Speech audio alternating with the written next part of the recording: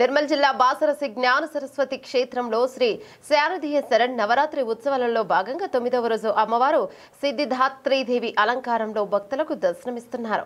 ఆలయ వైదిక బృందం అమ్మవార్లకు చతుషష్ఠి ఉపచార సహస్ర నామార్చన పూజలు చేసి పాయసాన్నమును నైవేద్యంగా నివేదించారు. తల్లిదండ్రులు తమ చిన్నారులకు అక్షరశ్రీ ఖర పూజలను చేయించి అమ్మవారికి మొక్కులు చెల్లించుకుంటున్నారు. సాయంత్రం 4 గంటలకు నవచండీ హోమము ప్రారంభం అవుతుందని ఆలయ ఈవో అంజనాదేవి వెల్లడించారు.